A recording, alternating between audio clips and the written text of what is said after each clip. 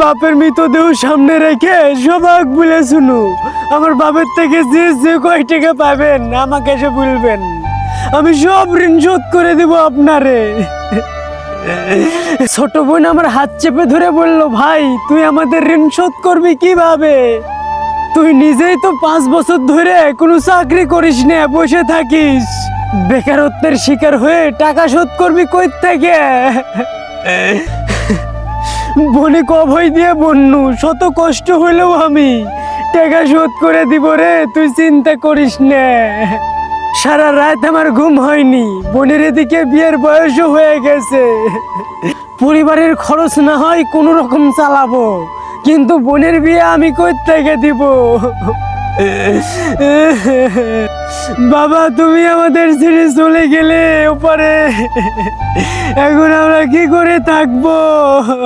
পরের দিনে ঋণদাতারা আমার বাড়িতে এসে হাজির, আমি তো তাদেরকে দেখে থমকে গেলু, আস্তে করে তাদেরকে বললু, আমার বাপের থেকে আপনারা কত টাকা পান আমাকে বলেন, আমি আপনাদের সব টাকা শোধ করে দেওয়ার চেষ্টা করব।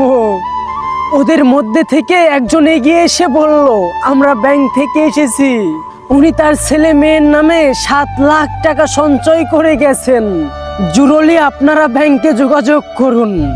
বাবা তোমাকে কত গালিমন্দ করেছি, কত বাজে কথা বলেছি, বাবা তুমি আমাদের ভালো মন্দ খাওয়াতে না, নতুন নতুন জামা কিনে দিতে না, এজন্য তোমাকে তো কত কথা শুনিয়েছি, সেই তুমি বাবা আমাদের জন্য এত টাকা রেখে গেছো, বুঝতে পারিনি বাবা, আগে বুঝতে পারিনি। এই কথা বলে তিনি চলে গেলেন। অন্য যারা ছিল তারাও ছোট ছোট ব্যাংক থেকে এসেছিল, ওরাও জানালো বাবা ওদের সমিতিতে প্রতিদিন 20 টাকা করে জমা করত। রাতে সব মিলিয়ে হিসেব করে দেখলাম বাবা আমাদের জন্য 11 লাখ টাকা সঞ্চয় করে গেছেন। মনে পড়ে গেল সেই রাতের কথা, যেই রাতে আমি বাবাকে বলেছিলাম, আপনি কেমন বাবা, আমাদের ভবিষ্যৎ নিয়ে আপনার চিন্তা আছে? দরকার নেই আমাদের এমন বাবার, বাবা আমার ভুল হয়েছে, আমাকে ক্ষমা করে দিও। বাবা তখন বলেছিল, আমার সাধ্য মতো চেষ্টা করছি, সময় হলে ঠিকই পেয়ে যাবে। হ্যাঁ সেই সময়টা হয়তো এখন চলে এসেছে, কিন্তু বাবা আমাদের ছেড়ে চলে গেছে সেই অনেক দূরে।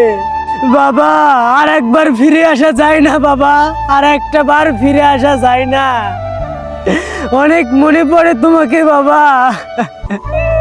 বাবা তুমি আজ চলে গেছো ওই তারাদের কাছে অনেক দূরে, বাবা তুমি যে আমাদের জন্য এত কিছু করে গেছো, তুমি কেন আমাদের আগে বলনি বাবা,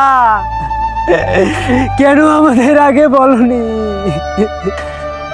বাবা আজ পর্যন্ত কখনো তোমাকে বুঝতে পারলাম না, এখন বুঝতে পেরেছি বাবা, কেন বছরের পরে বছর তুমি একটা শার্ট পরে কাটিয়ে দিতে।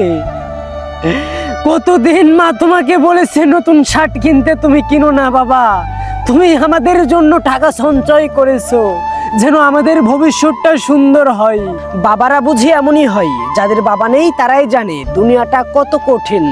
তাই যাদের বাবা আছে তাদেরকে বলছি, বাবাদেরকে ভালোবাসুন, আগলে রাখুন, কারণ আপনার বাবা সর্বোচ্চটা দিয়ে চেষ্টা করে আপনাকে খুশি রাখার, আপনাকে খুশি করার। একটা কথা মনে রাখবেন, আপনার স্বপ্নের জিনিসটা আপনাকে কিনে দিতে পারলে সর্বপ্রথম কিন্তু আপনার বাবাই খুশি হবেন। তাই বাবাদের উপরে জোর খাটাতে যাবেন না, বাবাদেরকে ভালোবাসুন শেষ বয়স পর্যন্ত, তাদেরকে আগলে রাখুন, তাদের দেখাশোনা করুন।